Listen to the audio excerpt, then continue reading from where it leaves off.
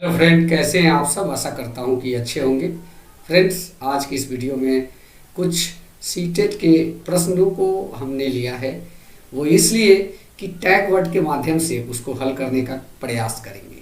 जी हाँ दोस्तों, tag word CDP में किस प्रकार से इस्तेमाल किया जाता है, किस प्रकार से टैग के माध्यम से प्रश्नों को सॉल्व किया जाता है। अगर आप उस प्रश्न का सही आंसर नहीं जानते हैं, प्रश्न के सही हल तक पहुंच पाते हैं, आज की इस वीडियो में इसी चीज को जानने की कोशिश करेंगे। तो चलिए वीडियो की शुरुआत करते हैं, और वीडियो अच्छा लगे तो चैनल को सब्सक्राइब कीजिएगा। सबसे पहले आपके स्क्रीन पे एक प्रश्न दिख रहा होगा जिसको आप देख सकते हैं। पोर्टफोलियो में क्या में मदद करता है यह जानेंगे। यहाँ पे आप देखिए बताया गया है कि पोर्टफोलियो डैश में मदद करता है। जी हाँ, पोर्टफोलियो क्या चीज में मदद करता है इसको जानने का प्रयास करेंगे। देखिए यहाँ पे एक निगेटिव पॉइंट दिया हुआ है। सबसे पहले टैग का काम यही होता है कि इसकी सही आंसर को जानने के लिए पहले इसके मान लेते हैं हम इसके आंसर को नहीं जानते, तो इसके लिए क्या करेंगे, पहले जो जितने भी निगेटिव चीज होंगे उसको निकाल देंगे। जी हाँ, बच्चों को भयमुक्त वातावरण देने में इसको निकाल लेंगे। सबसे पहले यही करेंगे कि इसको निकाल लेंगे। और कर्मिक प्रगति का आकलन के लिए, कार्य को संचित करने के लिए अब बचते हमारे पास तीन। इसमें कौन सा आपको सबसे ज्यादा निगेटिव पॉइंट लगता है इसको देखिए। कर्मिक प्रगति का आकलन, कार्य को संचित, समस्त क्षमताओं की जानकारी। तो देखिए इसमें अगर देखा जाए तो समस्त क्षमता जो है, एक बच्चे में पूरी क्षमता तो नहीं होती है, तो ये क्षमता की जानकारी देने का यह एक निगेटिव पॉइंट है। उसके बाद आता है कार्यों को संचित करने। देखिए अगर यहाँ पे दिया गया होता कि बच्चों के क्रियाकलाप को संचित करने का, तो यहाँ पे चलता, लेकिन ये क्या दिया है, कार्यों को संचित करने के लिए। तो ये भी आपका एक निगेटिव पॉइंट ही हुआ। और जो सही आंसर हुआ, तीन ऑलरेडी हमने निकाल दिया, तो बाकी जो बचा वो डेफिनेटली सही ही होगा। इसलिए इसका आंसर जो है पहला का 2 नंबर ऑप्शन सही विकल्प है। चलिए नेक्स्ट विकल्प की ओर चलते हैं। नेक्स्ट प्रश्न ये है, भाषा का मनुष्य की और मनुष्य के डैश के साथ गहरा संबंध है। इसमें भी हम लोग कुछ निगेटिव चीजें हैं जिसको निकाल लेंगे। देखिए व्यवहारिकता और व्यवहार, ये बच्चे में जो है ये चीज पहले से नहीं होता है। वैचारिकता और व्यापार, एक बच्चा के साथ वैचारिक और व्यापार की बात आ ही नहीं जाती।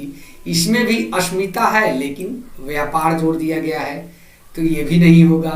तो तीन जब हम निकाल देते हैं तो बाकी जो बच गया वही उसका आंसर होगा। जी हाँ, टैग का काम यही होता है कि पहले निगेटिव चीजों को छांट दीजिए। मान लीजिए कि हम इसके किसी भी आंसर को नहीं जानते हैं, इसका सही विकल्प क्या होता है, तो इसके जो गलत विकल्प है उसको हम लोग निकाल देंगे टैग के माध्यम से। ज्यादातर बच्चे स्कूल शिक्षा की शुरुआत पहले ही भाषा की डैश और डैश को आत्मसात कर पूर्ण भाषित करने की क्षमता होते हैं।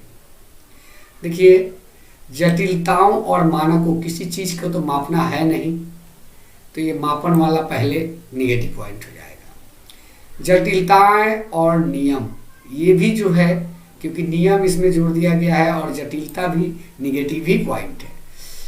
तो अब रही बात कि यहाँ पे चुनौतियां और अवसरों, देखिए बच्चे के सामने आप क्या चुनौती रख सकते हैं, ये भी गलत है।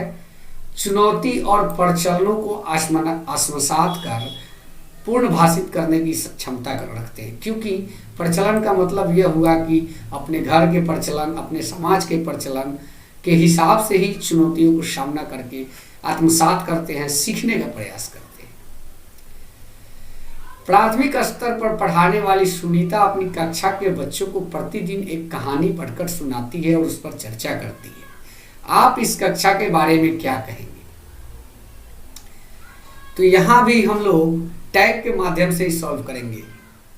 यहां पे देखिए एक आपको निगेटिव पॉइंट मिला, अवरुद्ध। इसमें दूसरा निगेटिव मिला, नष्ट। और यहां तीसरा जो मिला, रीतियां, ये निगेटिव पॉइंट है।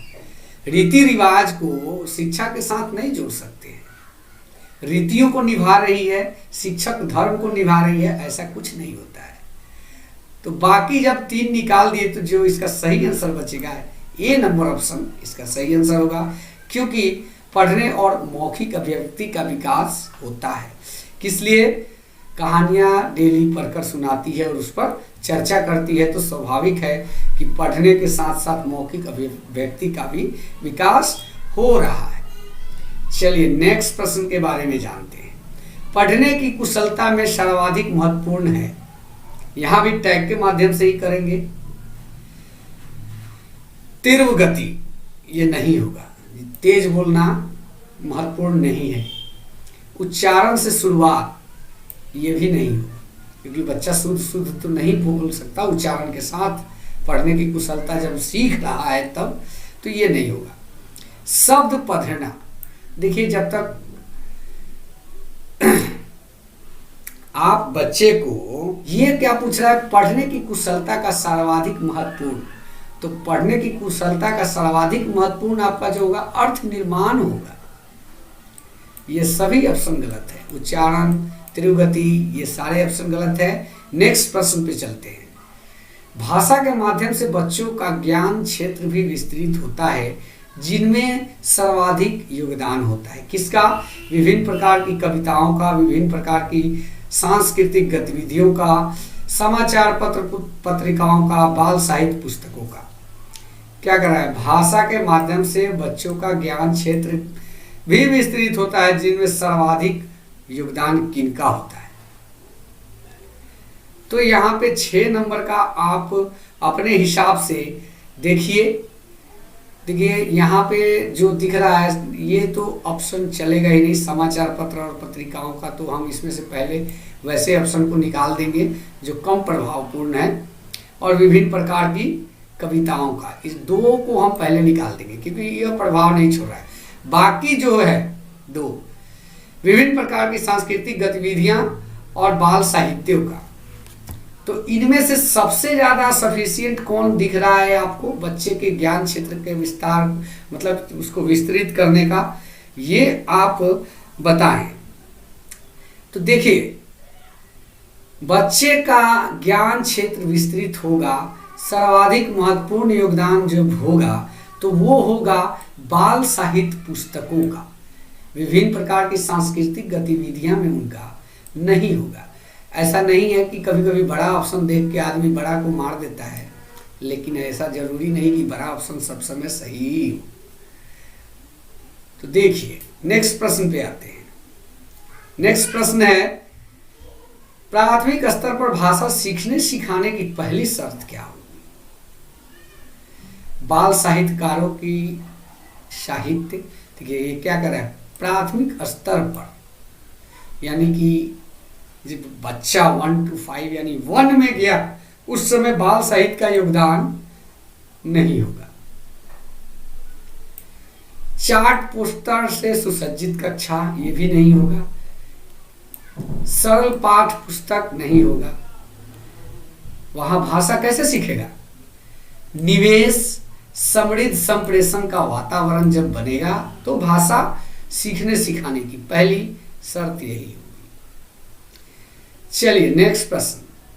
पहली दूसरी कक्षा में अनेक बच्चे हिंदी भाषा सीखते समय अपनी मातृभाषा का प्रयोग करते हैं या, देखिए इसमें कितने निगेटिव दिए हुए, पहला तो यही निगेटिव है, दूसरा भी निगेटिव है, और एक अस्वीकार्य भी निगेटिव है। बाकी कौन सा बचा? सी।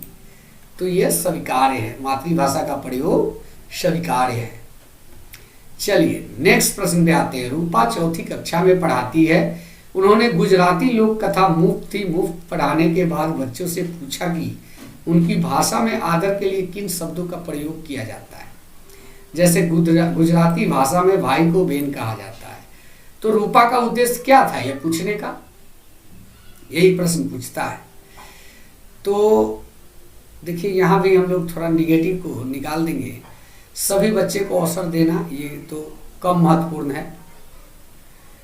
अन्य भाषाओं को जानना, ये भी कम महत्वपूर्ण है। अभ्यास प्रश्न कराना, ये भी कम महत्वपूर्ण है। बाकी जो बचा बहुभाषिकता का संबोधन करना, यही इसका राइट आंसर होगा।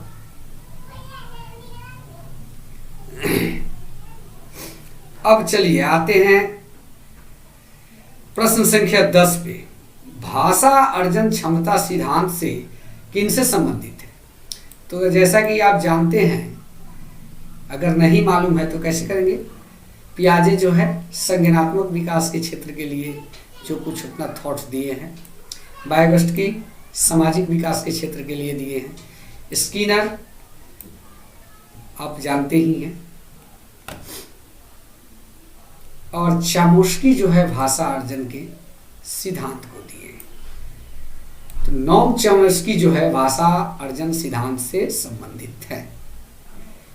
तो दोस्तों ये था आज का हमारा वीडियो, जो हमने टैग के माध्यम से प्रश्नों को हल करने का कोशिश किया, और मैं आशा करता हूं कि यह वीडियो आप लोग को अच्छा लगा होगा। और अच्छा लगा है तो हमारे चैनल को सब्सक्राइब करें, वीडियो को लाइक एंड शेयर करें, कमेंट करें, और कोई यहाँ पे जो एक व्हाट्सअप नंबर आपको दिख रहा है इसको ज्वाइन करें। यहाँ पे भी आपको अब जो है कुछ कंटेंट प्रोवाइड कराया जाएगा, इसको ज्वाइन करें। चलिए धन्यवाद, जय हिंद, वंदे मातरम।